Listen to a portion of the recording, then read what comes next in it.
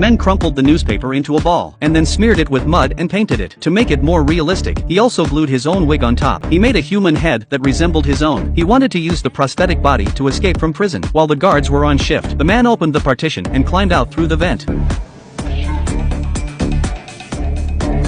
What he didn't expect was that there were pipes all around. Morris followed the pipes all the way down, praying that the guards don't find him. He put the prosthesis under the blanket, disguised as if he was sleeping. But then the guards raided the cell today. He came back to the cell, but when he passed Morris's doorway, he saw Morris sleeping. Something didn't feel right, but he turned around and left. Morris had a lucky escape, but the guard came back again. Seeing the man still asleep, he couldn't resist asking the inmate who was next to him. Morris go to sleep early tonight? Yeah. What's the deal with him? He was asleep pretty soundly.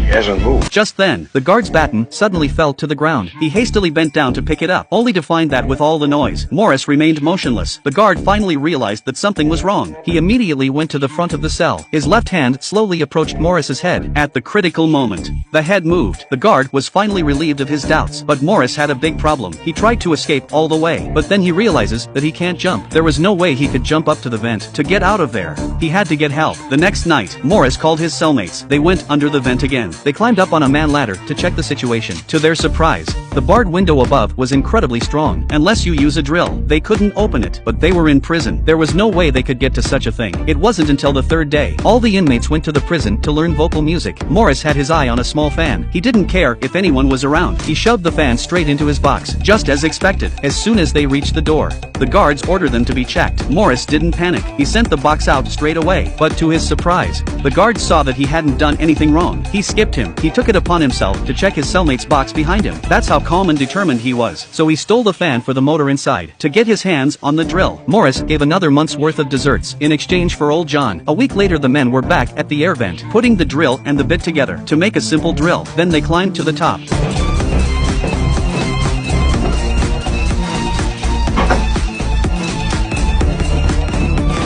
While no one was around, they frantically held the drill up and went to work. What they don't know is that the guards were patrolling below, even though the noise was low. But the guards noticed something was wrong.